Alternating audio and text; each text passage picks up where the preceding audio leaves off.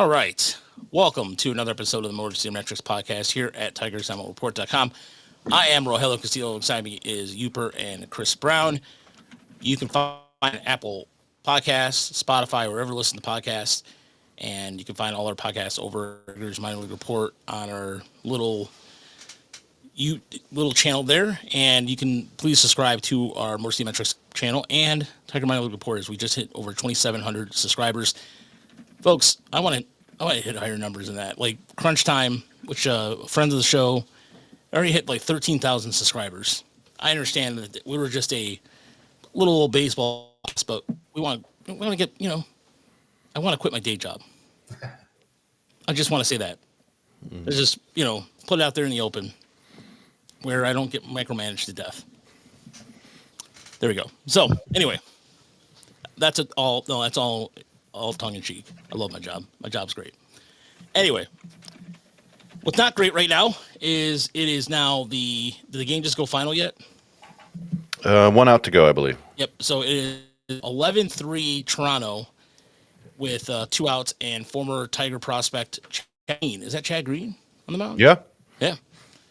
Former, believe he pitched in Lakeland. I'm not sure if he ever pitched in Erie or not. Did he ever get to Double-A? Yeah, I think he spent a lot of time in Erie. Yeah. I think that was where his final spot in the Tiger system was. I don't think he ever made it to Toledo. No, I don't think he ever made it to Toledo. As the title indicates, what's up? No, sorry. Yeah, he went to AAA, but not with the Tigers. He went 5-14 for Erie in 2015 with a 3.93 ERA. Ooh, that's not going to make the all quarter century team there with that record. But so the Tigers are losers of 10 out of their last 11. They got swept by the Pirates. It does not look good as they are taking on the best team now. Pretty much will be the best team in the American League in Toronto, who have one of the best offenses in all of baseball. They are getting. I don't know who the pitcher. I never even heard the pitcher who was pitching tonight for Toronto was. Eric Lauer? Yeah, Eric Lauer. Yeah, former San Diego great Eric Lauer. Didn't he come from Kent State or something like that? Yeah. Yeah, Kent State. He was first rounder. It was a first rounder. Action. No, and look, gentlemen, there's before the chat gets fulfilled here. Let me just go on a little bit of a rant too. There's a couple of things I saw on Twitter that I've just kind of kept my mouth shut about. Here's the thing. There's people saying this is the biggest choke job of all time. It is July 24th, folks. It is not October 4th. It is July 24th. Okay? Yes, the Tigers are losing. Yes, the offense has been bad. Yes, there's been people that have been hitting above their weight and they're coming down. I understand that. Every right to be concerned about all these things. That being said, it is July 24th. Okay? It is July 24th. The Tigers do have to do something. The Mariners just got Josh Naylor from Seattle. Seattle got from Arizona, rather. They gave a couple prospects. And it is regression. And I understand that. Be that as it may. Some of these takes out there have been horrific. It is the worst the 64 Phillies. The Twins from last year. The season is not over yet. I mean, you can, to quote the David Bowie song, Panic in Detroit. Fine. That's fine. You can say all those things. There is something wrong with this team right now. Yes, and I'm not disputing that. You get swept by the effing Pirates. And everybody goes through slumps, as Noah said in the chat. You're absolutely right. Dodgers have, like, a Shohei Ohtani home run. Had home runs in 3 or 4 games, and they still lost. Everybody slumps. I get it. That's the point. But it's just, you have to step back and go, how far this team has come in the last 2 years. And the offense had question marks heading into the season, and everybody's been doing above and beyond. That being said, they reached the postseason last year. I'm not going to worry about this. I'm going to worry about this if they end up choking this away in October, and then we can go on all the rants you want. You can go and say, this is the biggest choke job of all time, blah, blah, blah. You can say all those things then. I find it funny that Cleveland's already doing memes like, they're coming back from the dead, blah, blah, blah, blah, blah. This is the same ball club that been flown out there that they're open to listening to Stephen Kwan trade rumors and trading Class A. Number 3, number 13 prospect for Naylor bodes well for us and better too. Tigers Jag. It depends on how well Scott Harris can negotiate that. And we'll talk about the trade deadline here shortly. But I'm not telling people how to feel, because every time I say something like calm down, everybody always just tells me shut up, or start. They hate that voice. I don't care. Just perspective. That's all I'm asking, for perspective. I understand that social media is a quick thing. I understand that it is a reactionary thing. You get passionate. I get it. But it is some of the, there was one take yesterday that I had to say something on Motor City Metrics account that I was like, the biggest choke job. Like, will Toronto's come in the hottest team in baseball? Yeah, no shit. I know that. But come on. Anyway, opening statements, gentlemen. Well, there's only so many things you can say, right? They started downhill in that Seattle series. The break didn't rescue them. They were fortunate to carve out a win in Texas. And they're not scoring runs, right? I mean, they're basically, until this little meaningless ninth inning rally, they were averaging about 2.3 runs per game during this streak of 11 games. Every team, when they're not scoring runs, looks dead. Okay, that's just how it is. And the Tigers have built their success on, taking that extra base and all that kind of stuff, and it's all been great. But when that's not, when you're not hitting, you're not taking extra bases, right? So they're also at about a 7+ ERA during this streak. So the hitting collapsed at the same time as the pitching. I don't think they're this bad, obviously. I think it's always a mistake to judge when they're at their worst. Also a mistake when it's at their best. The Tigers haven't had any monumental winning streaks this year, though. So they've been, they spent the first 3 months kind of even keeling, gradually building up that 20 games over 500 record. They did it by being steady. Now they've cratered for a couple of weeks. I just would not pass until they let them steady the ship a little, go another week or so past that and see where they are. Then we'll know a lot more, probably by the middle of this month, August. It sucks watching a team basically do nothing and feel completely helpless. But to me, it is one of those things where you just need the perspective of having watched many, many seasons, understanding how long the season is. Every year, every team forgets how to play baseball stretch. It doesn't make any sense. They're just like, I don't know. What's this game? How does one hit? It just happens. And then they'll snap out of it. Remember, the Tigers were on a 5-game winning streak right before this. And then they lost 6 in a row in one game, and now they lost 4 in a row again, right? So it's been a terrible 11-game stretch. They'll just snap out of it one day. They're not this bad of a team, I'm pretty sure. So I understand people feel bad about it and are super worried, but it's just the nature of the beast, right? Like I think our buddy Brandon said the other day, this is basically like an NFL team losing one game. Yeah.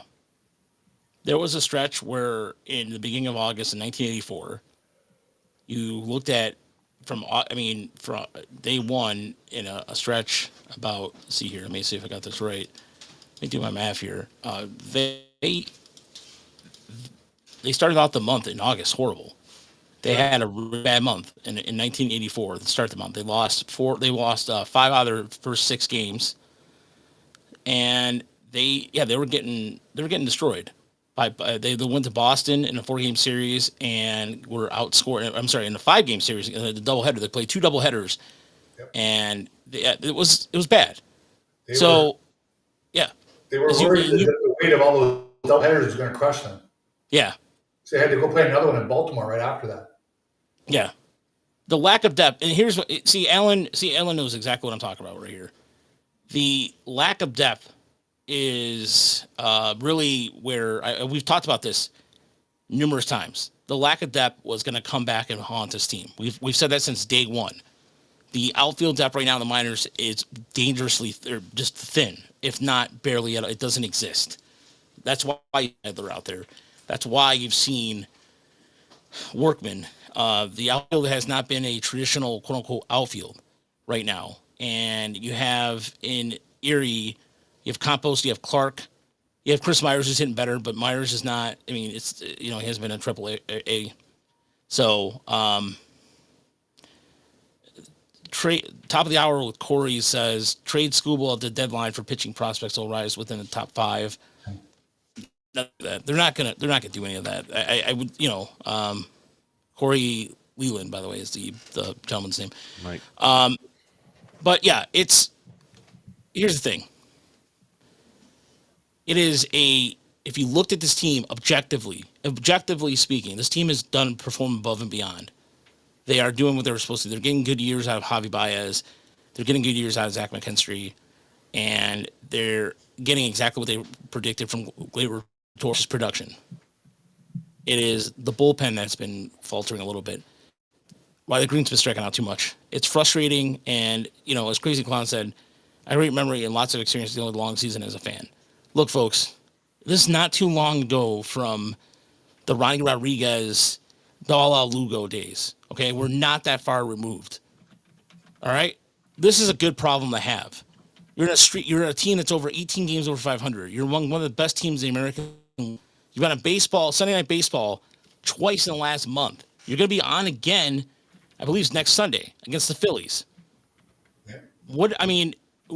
You're going to look at. There's things to look at. Instead, there we are getting hot takes about what the color commentary is that they're too not involved in the game, and people are trying to find everything they can. Harris does next Thursday is going to be our big show. It's going to be the trade deadline show. We talked about this last year. What is Harris going to do? And they have to do something. We know this. This is something that is common sense, folks. A lot of this is common sense. They may have already done something. Jeff Hartlieb, ladies and gentlemen, Jeff Hartlieb is the answer. The veteran reliever that they just made a roster spot for reasons that don't make a whole lot of sense to anybody. But no, look, you've got Dietrich air pitching, you got Hartlieb. They're throwing everything at the wall right now. We saw Troy Melton's debut, which was a lot like Troy Melton, right? He's a guy who finished very strongly in that outing. It was he ended up with 7 strikeouts. You had that great stat about what was it? It's 7. He tied 4 others with most strikeouts in a debut. So Dave Dabrowski, out of all, what's funny? Dave Bobrowski and Justin Thompson, 8 were the 2 ahead of Alfredo Figueroa, Jose Garcia, who's now was reliever, and I forgot the other pitcher. Yeah, it doesn't necessarily mean much, but it does. It showed that he had the kind of swing and miss stuff there. It also showed what we've seen from him before was, if it's kind of like Montero. If he makes mistakes, they get hit hard and far. So he just needs to limit those. And it really was 2 big mistakes. One big mistake, right? The grand slam. That's not great. That's never great. But you know what? Skubal gave up a grand slam in the playoffs last year. Not to bring up bad memories. It can happen to anybody. And I think Melton showed a lot of promise, and he's a guy that they may be able to rely on down the stretch, or he may be the centerpiece of a big deal coming. But they're like you said, they're in that stretch right now where they're just throwing things at the wall and trying to figure out who they have who can play. Yeah, the thing about Melton is, and I mentioned if he throws if that cutter, if it's not located, it will get hammered. Getting hammered in Toledo, it was getting hammered up here too. So there was just some things there. The slider and fastball were his 2 best pitches that he could work with. Charles, thanks for the $10. Will Matt Manning be on the 40-man roster on August 1st? I don't know. I don't think so. If I'm going to go lean towards probability chart, I'm saying no, because he just called up RJ Pettit. They just called up Troy Watson's back in Toledo. There's going to be more movement from Erie to Toledo. I could see Richard Gouache getting up there in Toledo at some point here in the next couple of weeks. It all depends because they're just calling up guys in West Michigan now. Max Alba just got called up. Ashman just got called up to Erie, and so I think you're going to see more moves. I think Matt Manning's days in Detroit for sure. I don't think he's long for Detroit anymore. I think if he would have gotten an opportunity already. Go ahead, Uber. I was just gonna. We talked about the big picture. There's even like little things going wrong now, and I think that happens. Obviously, when you lose 10 of 11, a lot of little things go wrong, right? I mean, that just they pile up. But like tonight, this is kind of endemic of what they've been doing. The at bats just weren't competitive. I mean, Eric Lauer, it's not like he was pounding the strike zone. I didn't think they were just attacking early at a lot of junk, and it really culminated after 5. Olsen had gotten through the lineup twice and looked pretty good. He gave up a couple of sharply hit outs, but he was looking good. But he's been through the order twice. He's 5 innings. At that point, every pitcher is getting a little tired, I imagine. And the 3 hitters that came up went out in 4 pitches. So he was basically back on the mound in about 2 minutes. It felt like anyway, like 4 minutes. And sure enough, that's when things blew up. Now, is that why it blew up? Who knows? But it certainly didn't help. And it was just a bad approach. I haven't looked at it. I bet the walks are down from where they were. This has been a lot of non-competitive at-bats lately. And that inning was definitely on the poster for it. And it certainly did not help Reese Olson start that third trip through the order. I tweeted just after he got through the order twice, there's 2 good trips. How will the third trip go? Well, he didn't even get out of the next inning. Yeah, they have game plans for each outing, right? That the offense does. The hitters, they have a way they want to attack the starting pitcher, and it does feel like more and more often lately it's been about trying to ambush the pitcher early, and it's just not working at all. And they're still taking a decent amount of walks, but the strikeouts are up. And it just doesn't feel like the offense that it was at the beginning of the year where they're making pitchers work and taking really close pitches and getting on base a ton. And even when they weren't scoring, they were putting pressure on teams. And it really doesn't feel like that right now. And I don't know if it's just a matter of like, hey, their game planning is wrong or the players can't execute or what it is. But it is definitely frustrating. I've said many times, there's nothing worse than watching an offense that doesn't perform. Yeah, and I agree with Dave Gustafson here. He said the Guardians have no reason to sell the way they're playing too much talent on the roster when then they are within striking distance. I agree. And they got some. What's up? No, go ahead. I was just gonna say they have reinforcements, even with the Lauder injured again. They still have some reinforcements on the way. So Minnesota maybe will probably be sellers. And I'm not sure what's going on in Kansas City right now. I haven't really, but it's that. It's July 24th. Some teams they really believe they still have a playoff opportunity here. Well, I mean, we learned last year you can sell and still make the playoffs, right? Yeah. Maybe it takes a small miracle, but also Cleveland doesn't work the way we like traditionally think, right? They don't like build a big strong team and go for it and then eventually tear it all down. They trade guys. They'll trade Emmanuel Clase. I wouldn't be shocked at all. Because they have a viable replacement in Kate Smith, and he's got value, and they're always kind of trying to juggle and stay competitive, and it's a way to do things. You see, like Milwaukee do the same sort of thing at times, so it wouldn't shock me if they trade players, but still keep winning, right? Like I'd be stunned if they trade Stephen Kwan. That doesn't make a whole lot of sense to me. Just he fits their offense to a T, right? That's kind of what they need. You don't want to get rid of one of your 2 good hitters, basically. Right. But, I could totally see them trading Clase for a bat, somebody in AAA or a starter they like. They often, go get these pitchers who are kind of former prospects that people have sort of soured on a little bit. Like Slade Ciccone has turned into a really nice starter over the last couple months, and he was, I don't know, kind of given up. So, yeah, I mean, I could see them. They're just kind of always rebuilding on the fly. So, it wouldn't shock me at all if they trade people. Yeah, this is a team that knows how to build out pitching. They're really good at pitching development. The only thing they haven't been able to do lately is get an outfield bat that's been sticking, that's been effective. I mean, that's like their offense has been somewhat anemic. I'm sorry, I'm talking about more like a power bat, not talking like annoying bat like Stephen Kwan, who can get on base, make good contact, and play solid defense. But they got that bopper in the lineup, and so but the Tigers don't either at this point right now. I mean, it says like right now. I mean, Riley Green, don't think, we have Spencer Torkelson with 20 home runs. Please do not. That's not what I was trying to say. But right now, the lack of offense is concerning. It really is. So let's go into our first segment of the evening. Let's go into Inside the Numbers.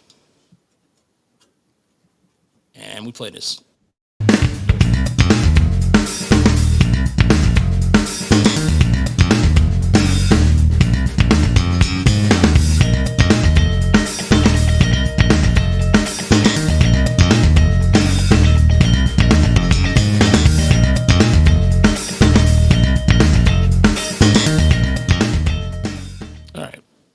So, what is your insider number, Chris? So I've got, was it negative 36 and 27? I maybe negative 34. The negative is the Tigers' run differential in July, which is not great. They have been outscored by quite a bit now, but really, it's basically just over the last 11 games where the run differential is like negative 46, 47. It's been brutal. We all know it. We all see it. But that 27 is the number of weeks in a baseball season. And what do you believe in more? Do you believe in the first 15 weeks of the season when the Tigers were 25 games above 500 and had a plus 112 run differential, or the last 2 weeks where they look like the worst team that's ever existed? I just trying to think of some perspective here. And if you take it back to last year, since the beginning of August, right, this is like 23, 24 straight weeks of really good baseball, followed by 2 weeks of the worst baseball we've ever seen. So I just really think, again, like I said, they are not this team, obviously, right? They're playing like the Colorado Rockies right now.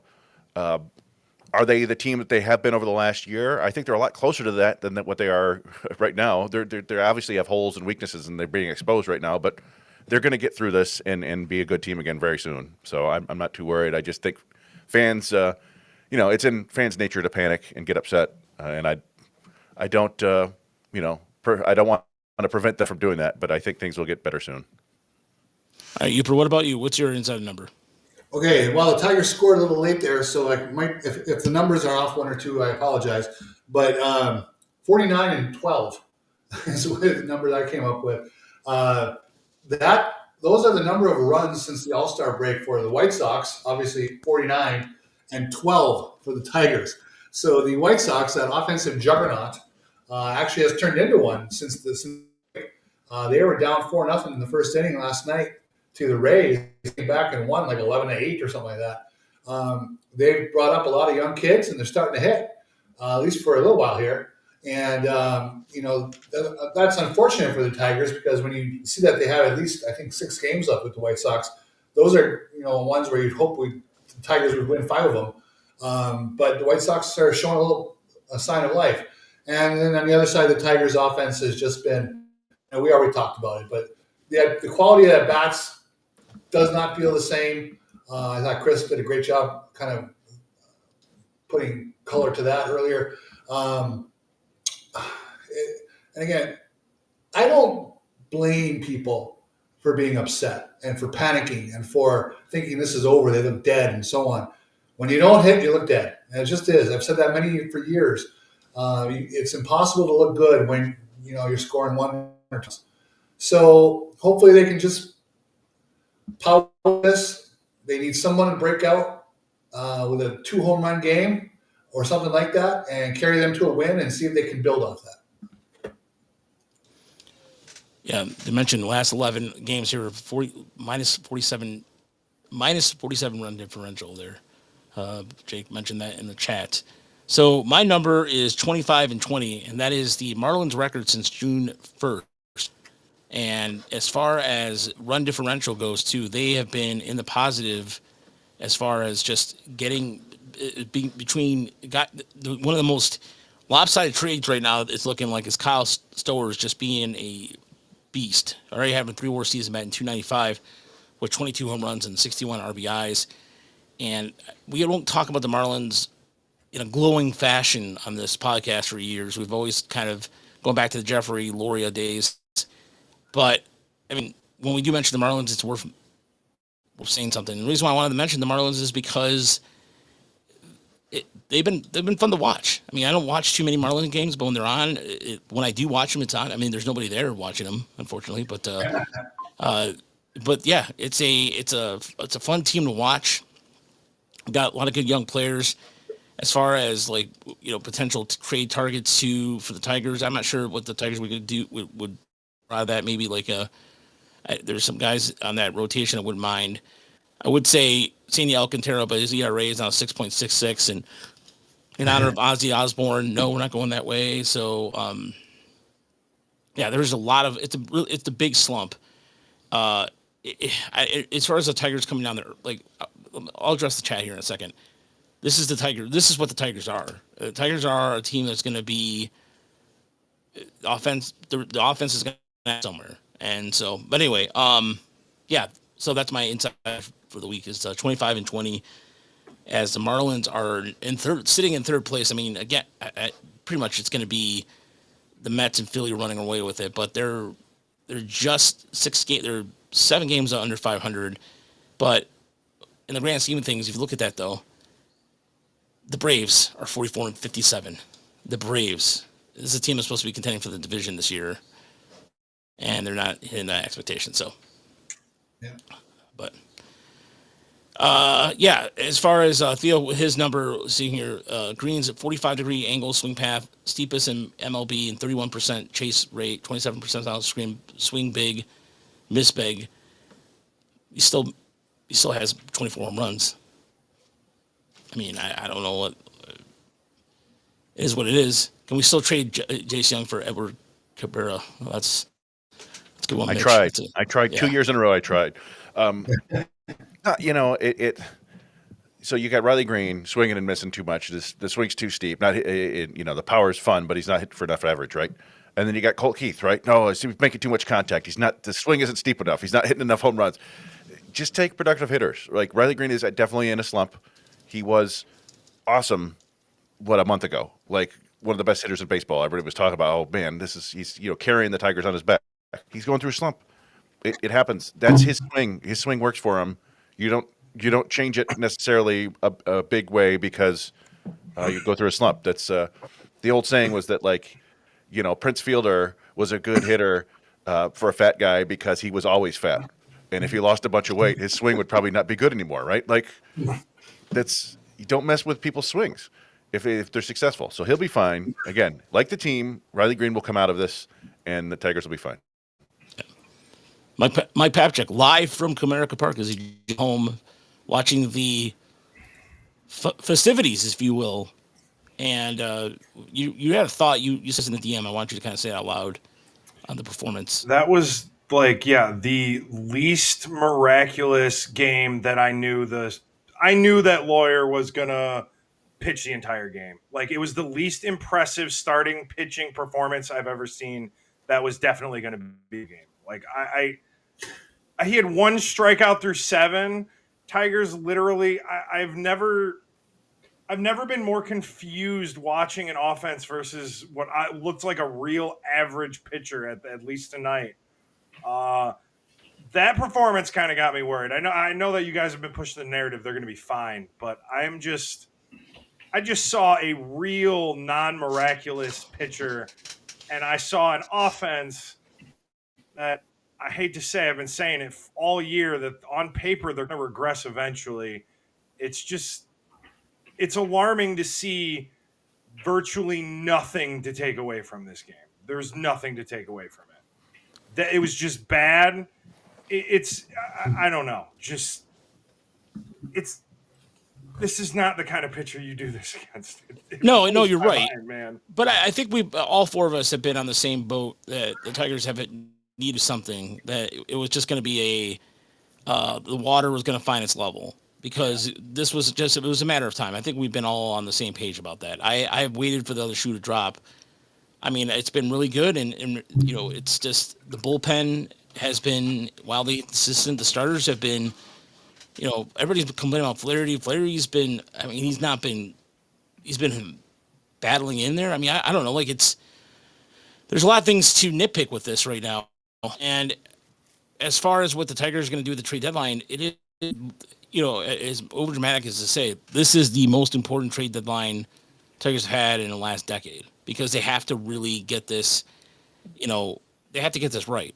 They really do, because you can maybe go like the Atlanta route, get a couple guys like Eddie Rosario, like we mentioned this on Sunday, or Monday rather. The Tigers could get a couple bats with power, and then that could be it, and that could be the big. And they get a bullpen pitcher. I mean, there's people in on Suarez. There's the Yankees. There's all these teams. There's Zach Guillen, who's also who's gonna be a free agent. Arizona's just gonna start Arizona's gonna probably just tear it down here shortly. They already started it tonight with Seattle, and so it wouldn't be surprised. But here's the thing: I'm glad the teams are getting aggressive now, because I'm so sick and tired of people waiting until the damn trade deadline to make that happen. Like, what's the wait? If you need, for example, the Tigers right now, press the panic button and go from there. Well, and go ahead. Just baseball GMs are. I mean, maybe this isn't fair. When you're a GM, I'm not saying this to slight them. You think you're a pretty smart guy, right?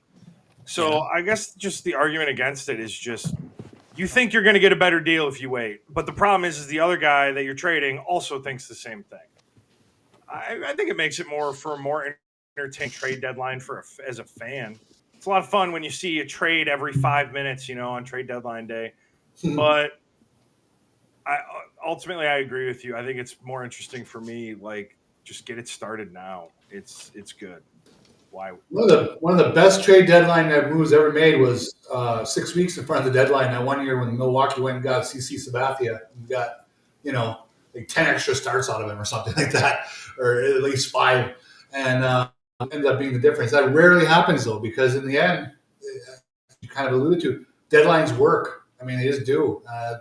It prompts people into motion, and it tends to drive prices up, and that's they're always going to play their cards close to the vest and play it to the end. Thomas, I'm curious. He says in chat, Scott Harris isn't doing anything. He said dining anything, but I'm assuming he meant doing anything. Maybe, yeah, maybe he's ordering food in tonight. Yeah. Well, here's the thing: how do you know he's not going to do anything? If he says he's going to do something, he has been pretty consistent on doing that. So I would love to know why he wouldn't do it. If he doesn't make a trade, you're trying things eternally. It's not working right now. Clearly, that was an example of that tonight of the bullpen. They don't have Kerry Carpenter's coming back from the IL. He's still not 100%. That's a hamstring. The hamstring issues linger. That's one that's still lingering from last year. I mean, you pick your poison. Carpenter, is he going to be the answer? No. I just don't think. And Detroit sports, I think he said it right. Maybe we just enjoy this journey because the Tigers overachieved and made progress this year. When looking at this year and last year, that understandable. I'm not, again, and Uper, you're right. You can't tell people how they feel. I'm just astonished that here we are. Last year at this time, the Tigers were going to do a trade deadline, and we were all like, "Oh, season's over." No one expected the Tigers to make the playoffs. Nobody did. And this is, again, the Tigers are in a national conversation. They're in a national conversation for the first time in a long time. Just cherish that portion. I get it. Well, I mean, my whole thing too is we've actually talked about on this show plenty that they built a 12-game lead. I mean, part of the huge bit of that is you're going through an extended slump. You're 11-12, and you still have an 8-game lead in the division. Mm-hmm. Yeah, there's urgency, but can you imagine the kind of urgency that they would have if they didn't build a 20 games over 500 record? Really, it's because maybe we haven't had a winner in baseball in a while, but your good start allowed you to weather something like this, They're still 8 games in the lead. I've got a friend in Cleveland who keeps texting me, and he's like, "Oh man, Cleveland's coming for you." And I'm like, "Dude, y'all are 500. They lost tonight. They're 51-51. I can promise you, like, I'm not worried about Cleveland right now, and that's the benefit of overachieving at first. Like, they have time to figure it out, you know." Well, Mike, before you got here, I said, and I've often felt this for years. Don't judge a team when they're at their worst, okay? Because right now they're playing terrible baseball and slapping everybody across the face. And people are okay. But you're right. They built that cushion, and it was legit. They didn't fluke their way to 60 wins and 20 games over 500. Okay, that was not a fluke. They played good, solid baseball, winning 3 out of 5, 4 out of 6 continually. Okay, they showed it for several months. So it's there. It's just everything fell apart in the last 2 weeks. They have to be given a chance to pick the pieces up and judge them again in a few more weeks. They have this deadline coming up. As Raj said, it's the most important one in a while. They actually get to buy, and they have to buy. Let's face it. You are in a position where you have the best, or had, the best record in the American League at the All-Star break. They're not going to throw the chips in now. They're going to push chips in, and they're going to get something and try to rebuild a couple places in the team and venture forward. Yeah, I just, I fully expect Scott Harris to make some moves. I don't know if there will be blockbusters because I don't know if there's really a blockbuster out there to be made. Everybody wants Eugenio Suarez, and by everybody, I mean all the teams. So that's why deadlines work, because you have 6 different teams coming after Suarez, and so Arizona just sits back and says, all right, we want we want Max Clark. And you go, I'll call you again in a week. And meanwhile, they'll check, Yankees, we want George Lombard Jr. They go, okay, see you later. And so they just keep going, making the rounds. They're like, okay, we'll take this guy. Just because you want to see what's the best prospect you can get. It behooves you as a GM to try to get the most talent. So it takes a little time. Sometimes you get things going early, a couple weeks early, and you end up trading JD Martinez for 3 bums that have never really played much. I don't know. We'll see what happens. I'm not concerned that they're not going to add some players, but I do think that they need to play better with the guys they already have. And one of the things I think I've mentioned before, this weird kind of feelings ball take I've had for a while now is that unlike last year when the team, just time they got behind, you're like, well, they're going to battle back and they're going to figure out a way to win. This year, it feels like as soon as they get behind, everything falls apart and it's a 1-0 game and it becomes 10-1, like it did today. It seems like that happens every time they lose, and it's a weird thing, and I don't understand it. And maybe part of that is just the bullpen being rough, and that it's kind of like having a back injury and how it affects everything else in your body, and suddenly your arm's not working right. It's like if the bullpen's working bad, then maybe Olsen is in for a couple batters too long because Hinch doesn't trust them, and then Olsen gives up a grand slam or 3-run homer or whatever, and now you got to rely on the bullpen some more, and nothing's working right now, and they need to figure out a way to kind of get everything back on track. Like last year during the Miracle Run, right? We talked about it a lot during the offseason. Probably the best 20 innings of Sean Gunther's life. Yep. Hannafy also very effective. At the trade deadline last year, nobody could have picked those guys out of the lineup, okay? Except you guys who see all the minor league games. But the rest of us, no, we're not picking them out of the lineup. This year, they're not getting that, to this point anyway. Those anonymous bullpen guys are not coming through and keeping these games close, as you're talking about. We're getting Dietrich Enns and those kind of guys. Yeah, and relievers, that's just the mystifying thing about relievers. Ask Dave Dombrowski. This time last year, Bo Brisky was the best reliever in their bullpen, and now he's struggling in AAA. 2 weeks ago, Tommy Kahnle was one of the better relievers in the American League, and now he's a negative WAR pitcher. It's like he's had like 4 straight bad outings, and everything's gone south. So I don't know. I mean, that's why you go for the guys with the swing and miss stuff, right? You just trust the guys who can miss bats because that's a skill that seems like it will travel.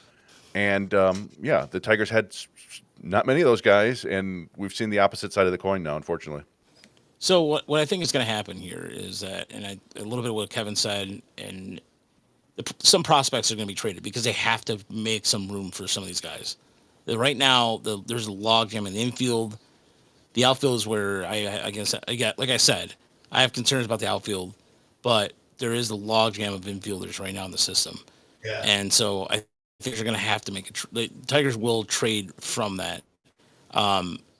Thomas, yeah, Chris Fetter is still a pitching guru. I'm not following. Did I miss something? The starter like just. Remember, I mean, 10 games means they're trash. That's fans' reactions, man. I don't understand that. I'm looking at Casey Mize's FIP over the last month, and it's 3.43. It's not great, or it's okay. The bullpen. Yes, the bullpen has been struggling.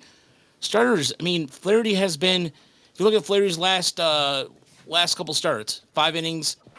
So you go back from July for his last start was his shortest start of July. 3 innings, 6 hits, 3 earned runs, 3 walks, 6 strikeouts. Every other inning, every other outing, he allowed 3 runs or less in July. I mean, am I missing something here with this, or what's going on? I mean, this is a long season. They're again, what are they? 17 games over 500, and we're sitting there saying that. Yeah, how do you think the Yankees fans and Yankees feel right now? Yankees were with the Tigers, and now they're 10 games above 500. I don't know, man. It's okay to panic a little, I think. I don't want to tell people that they shouldn't. It's okay to be critical of the team when they're playing bad, but it's unreasonable to erase 100 games after a 12-game stretch. Yeah, and I mean, people could panic all they want. They could. I've said this before. You could celebrate. You could get drunk. You do whatever you want. It's not going to change anything about the team. So, we ultimately have zero control over this, right? So you either sit back and observe it and go, well, that's the way it goes. And obviously, you want to enjoy it and have fun when they win, but you got to take it when they lose. And I mean, there's no huge surprise here, right? The Tigers have 1 amazing starter and 3 average-ish starters. Now, we hope that maybe, Olsen and Flaherty and Mize would be better than that with health. And they've been injured, and Flaherty's kind of regressed a little bit. It's been up and down in his career. And the bullpen's the same way. Will Vest has turned into one of the better relievers in baseball. That's been awesome. Beyond him, they just have a bunch of average guys. If you don't have a bunch of really good players, then sometimes things can go wrong like this. And the offense is kind of similar too, right? Like Riley Green's amazing. Gleyber Torres has been really good. Everybody else is kind of average. Yeah.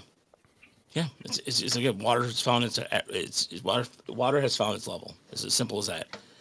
All right, let's go into our last segment. Let's go into the good, the bad, the ugly.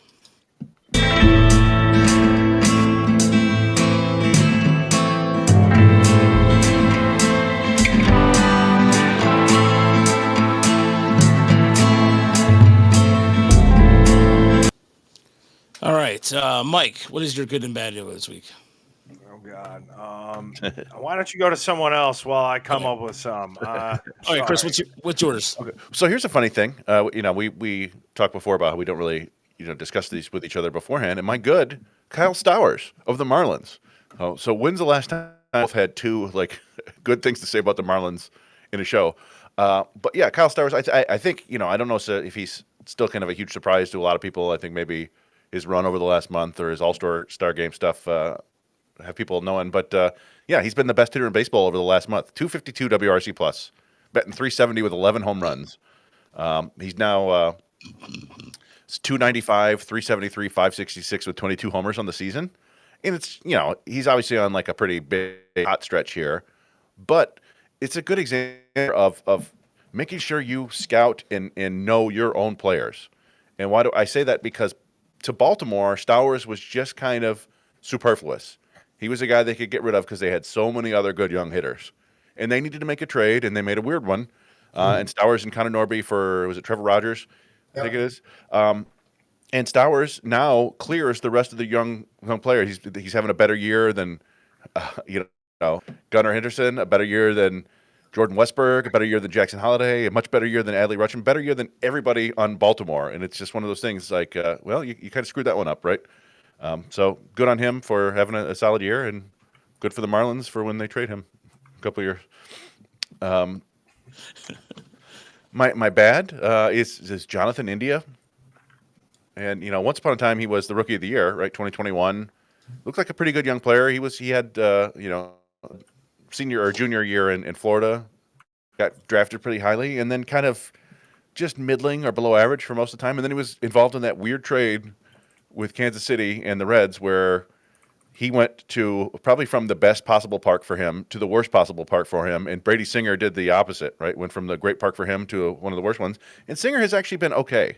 Like he's completely average, doing fine. But India has understandably been pretty disastrous. He's hitting 240, 334, 339 with 4 home runs, playing every day. It's an 86 WRC plus, so it's not the worst thing in the world, but it's negative WAR, negative 0.5, negative 0.3, depending on where you look. And part of that is him being negative 4 defensive run saves or negative 14 outs above average. So the Royals really kind of screwed that one up. And if you wonder why they haven't scored at all this year, it's because they traded pitching for guys who can't hit. So that's not ideal. And my ugly, and I don't know, I have a feeling this is going to be a topic for a number of times over the next couple of years, but it's the upcoming labor strife. I don't know if you read, there was a really interesting article in The Athletic the other day by Evan Drellich about how it's about this commissioner's, what do they call it? Commissioner's Ambassador Program, CAP. It's where they, it's ostensibly supposed to be these former MLB players who are going around to community events and, growing the game. But the union is understanding about these guys, and they're guys you've heard of, right? It's CeCe Sabathia, Ryan Howard, Jimmy Rollins, Gary Sheffield, Nick Swisher, Justin Upton. There are 19 of them. And the commissioner brings those guys with him when he comes to talk to teams about the salary, like the future, their labor negotiations, and how the players have lost billions of dollars over the last, over the time because they don't have a cap. And so, yeah, the union is like, they're basically using these former players to try to convince current players to accept a salary cap. And it's really shady, and it's nonsense, and it's just the beginning. We've got like 2 more years of this coming before the inevitable, train hits the brick wall and things are going to get ugly. But this was, I thought, was particularly kind of galling to see this. All right. Well, you know what? I think I have I'm trying to think of this. It's crazy. So I think what we have I think we have a live image of what this group looks like when they're arriving with him, because I think that it's worth mentioning, because to me, I can see this being imposing. I can see this being like a very imposing thing here when they walk up with the commissioner. See here, this is just like them lining up and just going to the guys going, "Hey, The Warriors. yeah, we're the baseball furies." yeah, yeah." But actually, this is a younger version, maybe perhaps a younger version of Gary Sheffield right here, or what have you. I don't know, but either way, it would look imposing with them dressed up as the Furies. Imagine them dressed up like the Furies of the movie, walking in there with the commissioner. That'd be hilarious. Anyway, sorry, I just was trying to think of my brain of like a gang up. It's a gang up, isn't it? I mean, is that really like a good way to put it?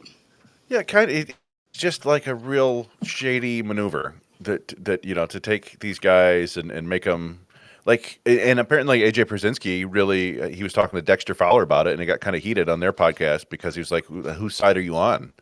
Because he's the commissioner doesn't work for the players. As much as they want to feel like they're the commissioner of the baseball, they are the representative of the owners, and that's it.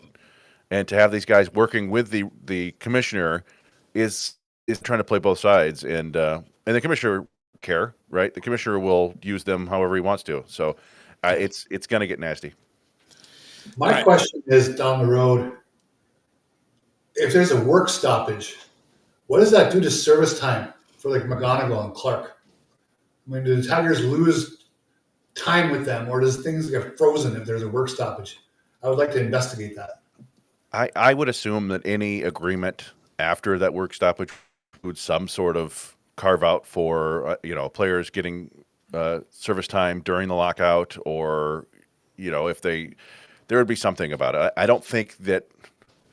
I don't know. That's tough, because I'm sure the players would be like, yeah, well, you wouldn't let us play. We would have, so we deserve service time.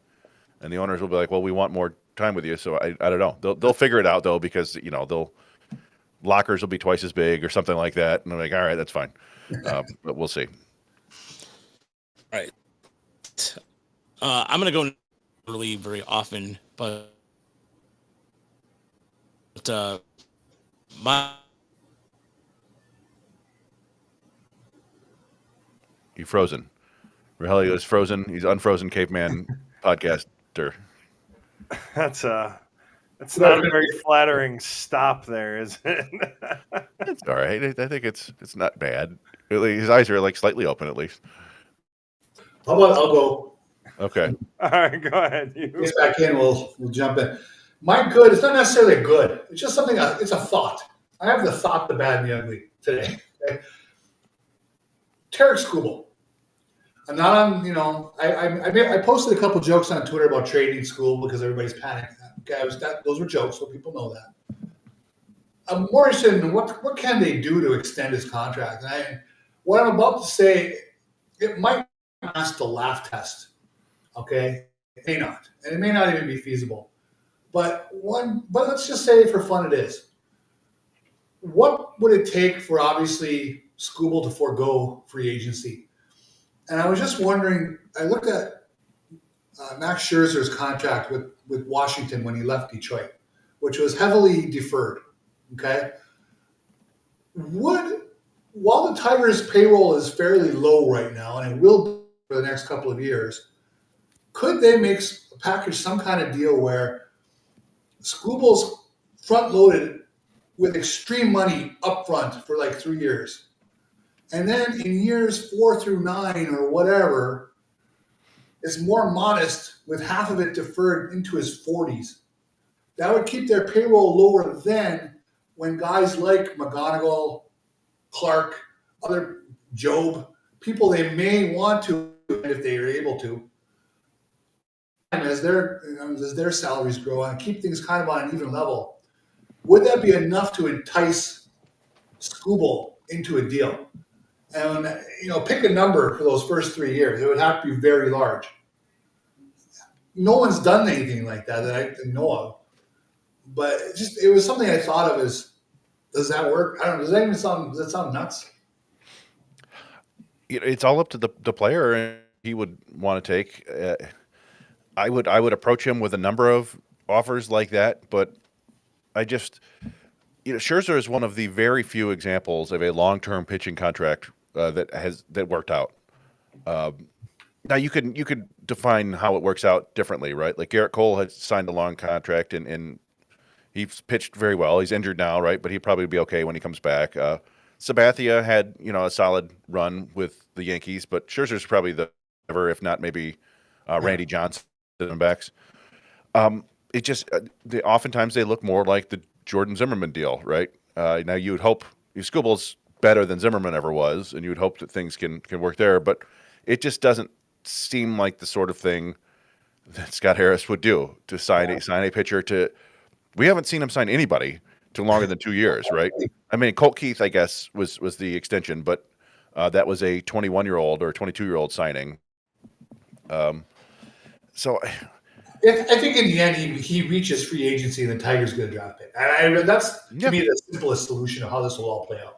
That they get a year and a half more of excellent pitching from him, and they give him a qualifying offer, pocket their draft pick, and wave goodbye. I just think that's how it will be. Yeah, the alternative is that Christopher Ilitch says we need to keep this guy a Tiger for life and ponies up however much it costs. That's the only way it happens, really. He says, father's dead spirit. Yeah, and says, here, Tarek, we're going to give you 10 years and $40 million right now with 2 option years at the end. You stay here till you're 40, and you'll never wear another uniform, and you'll go into, if you keep pitching like this, you'll go into the Hall of Fame as a Tiger.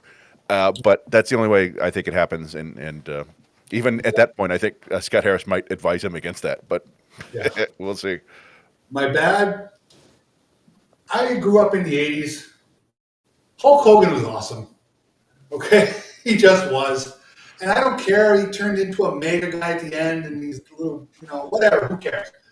In the 1980s, there was no one, and I mean no one, anybody. Michael Jackson does not matter.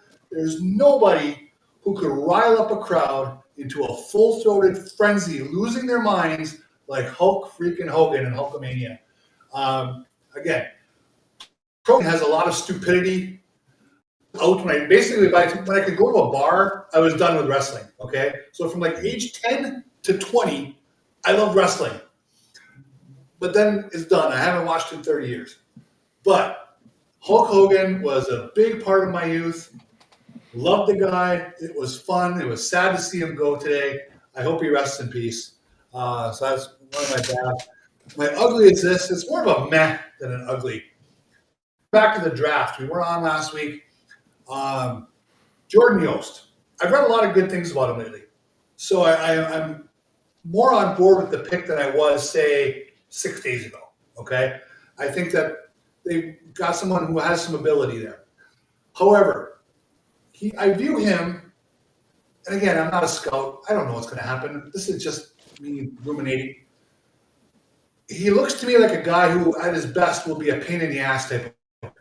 Okay? And a pain is a good thing to have on a team. Your David Ecksteins, your Nick Puntos, your Stephen Kwan, those kind of guys. Okay, great. Got to have them. But if I'm drafting in the first round, I want guys who are a nightmare. Okay? And I really think Cruz Schoolcraft, again, I talked about him a lot, so maybe I'm just fixated. 6'8" lefty, he throws 98 miles an hour. That guy has a chance to be a monster. Okay, someone nightmare for teams. I would have swung bigger and gone that route. I realized the Tigers had a plan. They liked Yost for a long time. They've had guys sitting on him for the entire spring. He's their guy. They believe in him. That's fantastic. I hope he's great. And there's every chance he might be. But just philosophy-wise, and the money ended up being not that different. I think Schoolcraft signed for maybe $300,000 more. I think they probably could have worked something out and still gotten the players they wanted, maybe. But they went with the pain in the ass over the nightmare, and we'll see how that works out. So, by the way, my computer froze, so I'm not sure who went for what Go ahead, happened. Roger. Yeah. So, okay. So, I don't know. What was the last thing you guys heard me say when I was Nothing. You were just about to do your good. Yeah. Yeah, I already said So, it. my good. And you've Okay, so froze. Okay. Law made the number one prospect, Park number 2. Keith Law there's Keith Law. One, he's never done the Detroit Tiger pro. Yes, Riley Green has been favorable as of late. Comes to the more, I guess, well recognized. Not to say MLB Pipeline's not anything like that, but not game either. But Raj, hear me? We're breaking yeah, up. I can hear you. Yeah. You're cutting out a lot. We're right, getting you guys- like every third word. I'm sorry, man. It was getting better and then it was getting worse. No, it's probably it's a weather wind. You guys hear me now? Yeah, but it's the No. same. It's like we'll hear you, and then you're gone for 5 seconds, and we hear you again, and you're gone now. Yeah. Oh, you came back with your head on your hand. All of a sudden you were facepalming. Yeah. Yes, that was All right. So, understandable. you hear me? It's the Are same. we good now? No. No, I'm sorry, Roger. she was fuzzy. Oh, too. and you're frozen again. Oh man. Well, how about I give mine really quick now that hopefully Roger can figure it out. I will point out the one good part of the Tigers offense right now, and it was the biggest question mark, I think, going into the season. Spencer Torkelson, in the last, I think since the All-Star break, he has an OPS of 830, OPS plus of 128 is what I saw. It's 6 games, but he is kind of like the shining beacon that I'm like, things aren't terrible, because really we had no idea what to expect from Spencer Torkelson. And I know that the home run he hit tonight was in complete garbage time, does not matter. But it's 162 game season, home runs add up, and we actually left before Spencer Torkelson hit that home run. The second they put Jake Rogers in, we realized, oh gosh, we need to get out of here. But Spencer Torkelson hitting the home run, it just kind of further drives this home. Like he's actually handling. He's really the only offensive piece that I see that isn't really slumping right now. My bad is the Tigers are slumping. You know, we've been talking about it. My NL team, the St. Louis Cardinals, going through a very similar slump. The difference being they did not build themselves a 12-game lead in their division. And instead, they are now one game above 500. They just cut a starting pitcher, Eric Fetty. They got shut out by Colorado, guys. Colorado had out a team since May of last year. And then they ran into the St. Louis Cardinals in their current slump, and they shut them out. It's not looking good for Cardinals. So I know Roger loves that. No, but that's a good example of exactly what we've been talking about all season, right? Where the Cardinals were kind of rough for a while, and then they got hot, and it was like they were playing well. Like, they seemed to figure it out because we thought season like they're going to be selling like Helsley, right? And then they got good, and I don't know, who knows what they're going to do now. But like the Red Sox are the same thing, right? The Red Sox were a debacle earlier, and then they won 11 straight games, 10 or 11. Baseball's weird. Yeah, it's a fun. Sometimes everything's going right, and everybody's super happy, and they're loving it, and sometimes everything's bad, and the locker room's like a morgue, and it's weird. But but that's like the difference between a team like the team like the Tigers and a team like the Cardinals, though. Like I said, Cardinals didn't build a lead in their division, and now they're kind of poised to sell. They never tear down, but they're going to get rid of a couple pieces, and the Tigers don't have to do that because they're still 17 games above 500. So just further driving that home. But I still can't get over May 15th, 24, 220 games the Rockies played, and then they shut the Cardinals out. But my ugly, I'm giving Jed for this off Twitter. In the last 10 games leading into tonight, let me give you the non-Torkelson offensive pieces for the Tigers and their batting averages. Colt Keith, 133. Riley Green, 200. Trey Sweeney, 105. Zach McKinstry, 194. Parker Meadows, 129. Wencio Perez, 212. Javi Baez, 207, 206. Bierling, 222. And Rogers, 136. Outside of Torkelson, literally every single player is slumping. This isn't how it usually goes, but that is just some. And I know batting average isn't everything, but it just kind of illustrates the point that I can't believe they're going through a hell of a slump. And I will say, R1VJ4, I said that out loud when they put the squirrel on the big board at the game today. Seemed like the squirrel was more entertaining than the Tigers. As when they zoomed in on it for like 2 or 3 bats, I was like, this is the most invested I've been in the game all day.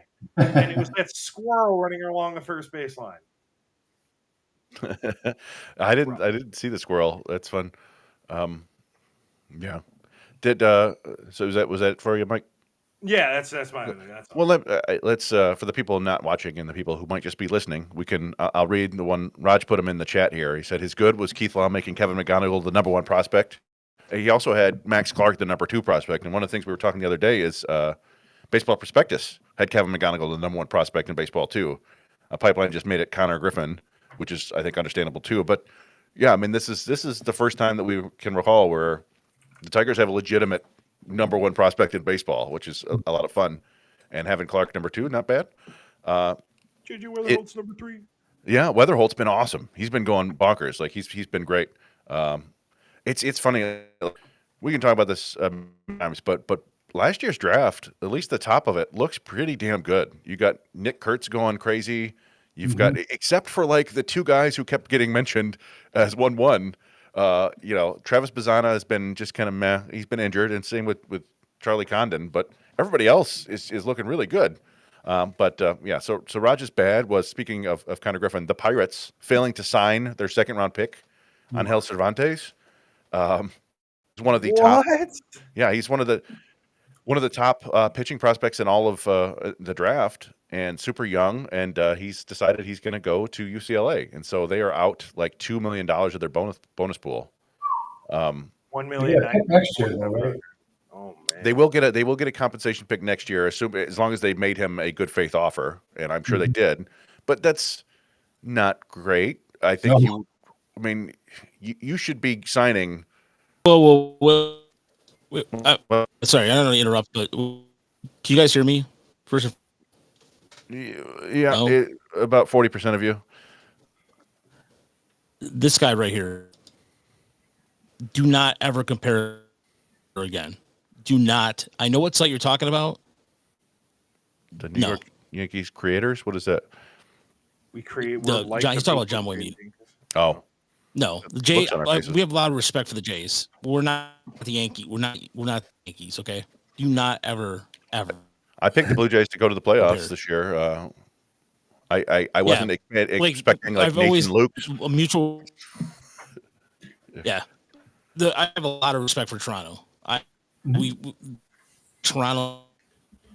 So we're not John Boy Media. No. We're not. All right. We're not going to sit here and tell you that it's all everybody else's fault but the Yankees' fault. We're not doing. Oh, Other the other podcast. podcast. Oh, okay. Um, I'm not sure who he's referring to. I thought he was talking about John Boy Media. That's why. Oh, yeah. I'm like, thanks for checking in, though. yeah. Jay, Yeah, so, for checking in, no, Jay. Yeah. Pinstripe. Oh, wait, is that Adam? Yeah, boy. Oh boy. You know what? I'm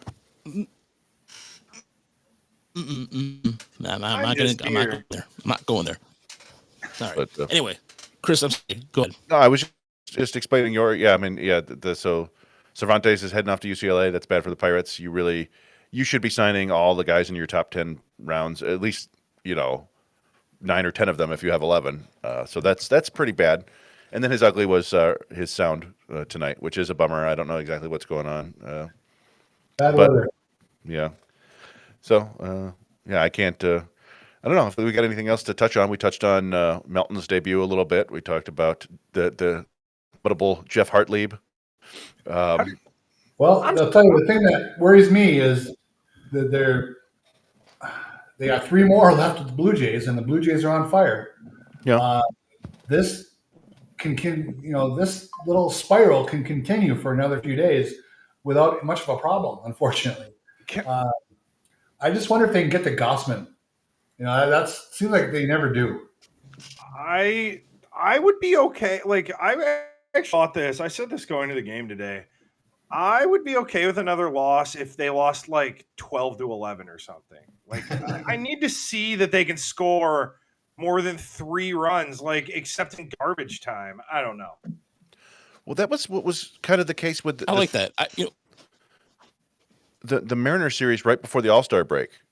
They were, just getting hammered by the Mariners, but they were still scoring runs, and it would be like, well, that's not too bad because you trust this pitching offense, I guess. But yeah, for some reason they came back from the All-Star break and forgot how to hit, which is not fun. So, question I have for you guys. Now we know not to scout the stat line, okay? But if you look at Max Anderson, I'm going trade deadline here. His stat, the slash line is fantastic.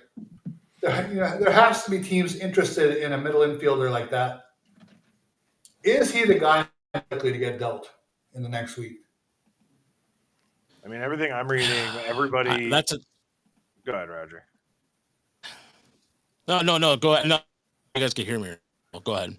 I've been reading a lot. I mean, granted, it's just what I've been reading. I've been reading quite a lot. I've been seeing Lirzano as the number one name that comes up is, Lirzano, the catcher, they got last.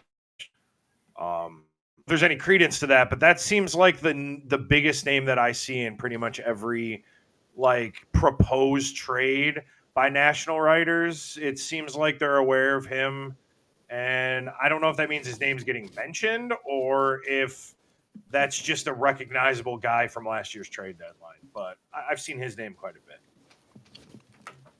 As Max Anderson goes, I think there's a possibility that he could get that. I mean, there's also, in talking to a couple prospect people, this is the first season he's actually really breaking out. So people they're not sure if he's legit or not. But honestly, I really think that it depends on going on with Chase Young too. I mean, they could easily at some point, and if they deal Young, I know he's Harris is one of his favorite prospects out there. I think that it really depends on what's out there. The thing is that we did hear last year about the Dodgers. They kind of got a corner with the Dodgers trade deadline. But speaking of the Dodgers, by the way, I forgot the other ugly I wanted to mention too. The Twins just released the number one Dodgers prospect, Diego Cartaya. Last name Cartaya, who was the number one prospect of the Dodgers a few years ago, and so as much as we know that, there's one thing that should be etched on our tombstone or whatever, epitaph or whatever. Epitaph, is that the Epitaph? Yeah. If you can trade a prospect for a major league player, do it. Do it every time. Because prospect, I hate to say it that way, prospects are not. Prospects like Kevin McConnell, you don't trade. You don't trade Max Clark. You don't trade guys like that. But if a team like Kansas Marlins, John Hicks, no one on the face of the earth would think right now, July 24th, that John is the starting catcher. The Tigers traded him thinking that, they're going to start him away in the minors. Liam. Marlins were like, nope. Liam. I keep saying John Hicks. They're both catchers. Hicks is a Marlins starting catcher. The Marlins got some good scouts there for that pick. So that's my point. Out there. Rod, you're like 20% now. I hate this internet. I will. I'm sure through clearly right. We got the gist of what you're saying, I think. It's just, unfortunately, people are not going to hear it. I don't even know if you guys can hear me right now. It looks like my eyes disappeared. You're frozen, but we heard you. Yeah. So, to get back to Max Anderson here, I do think that the thing is, I still believe that there's a pretty wide gap between the scout view on him and the actual performance. And oddly enough, he's actually having a brutal July. He's hitting 115 with 230 on base percentage and a 135 slump. The thing about him is and I've compared him to Justice Bigbie a bunch. It's a lot of kind of ground balls and line drives to the opposite field, and he does have pretty significant power, and he's tapped into it more this year. But I just am not convinced that he's going to be able to consistently handle velocity on the inner third from guys who can locate it there. And at the same time, if he can, or he can adjust, or a team thinks that they can turn that on, he does have that plus power that you can use, and he is capable of playing second base and some third base now too. So there is value there. I just don't know. He's not a top 100 prospect. I don't think he ever will be. But I think there's value there. There's value with Lorenzo for sure. I think it's a tough one because he's kind of doing what we thought he would, but it's only like he's batting like 2/3 power and walks, and the defense is fringy. The arm strength is good, but other than that, but he's definitely a trade chip if they want to move him. But the Briseño is not really playing a lot of catcher, and he's not going to be a catcher going forward. So then, what do you do with your catching in the future? But they've got pieces they can move, and they've got a bunch of interesting relief arms. If a team likes, hey, this guy's got some interesting shape, interesting stuff, they can add them as part of like a second piece of a deal. They have lots of pieces to trade. They're not trading, as Raj said. I'd be stunned if we see Max Clark or Kevin McGonigal or Briseño or Rayner moved at all. I mean, maybe Arizona's coming to town. Maybe they say, "Hey, you guys want Corbin Carroll?" And the Tigers go, "Yeah, okay, have Max Clark." But I don't see that happening. No. Be fun though. No, something tells me no. Now, the Chris Rodriguez, Mitch says, personally, anybody besides the big four, Melton and Chris Rodriguez, I think can go to help to build a solid bullpen. Chris Rodriguez is exciting, and that's fun, but he's 5 years away at the earliest, right?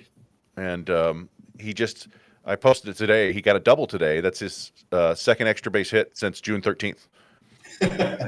He's been getting a lot of singles, but I don't know. Like he's a long, long way. High ceiling there, but I would not hesitate to move him if you think you're going to get a player who's going to put you over the top or help you, advance in the playoffs. They said that about Tatis. Yeah, that's true. But I'm kidding. But the White Sox got that World Series with James Shields, and everything's good, right? That's right. Luke, come on. Luke, What happened? come on. Really? Luke says, I in the Spirit Halloween. Come on, Luke. I love you, man. Come on. That would be That's good. That's a big Spirit Halloween. Probably the biggest. Yeah. And they already have a lot of orange there, so that's not a bad deal. But all right. Well, I don't know if we have anything else to discuss really here. I don't know, Brad, you want to try to get something else out? Mike disappeared now. No, yeah. Mike froze. It's getting really bad out here, and apologies for the people at home that are listening. So, thank you so much for listening. Thank you, Charles. Question of the evening: how old was Willie Adames when he was traded? I think he was 18. I think he was right, Chris? He was either 18 or 19. It was in the middle of his year. 18. He was in West Michigan at the time, and he made his big league debut 4 years later as a 22-year-old. And that's about the best. He and Eugenio Suarez are the two best international players the Tigers have signed in the last 20 years. Have not played for a single game. Well, Suarez didn't, but that's played like a handful of games, something like that. So I feel like he played like 40 games. Thanks so much. And so, all right, thanks so much for watching. Thanks for issues tonight. Keep it close, everybody. Have a good night.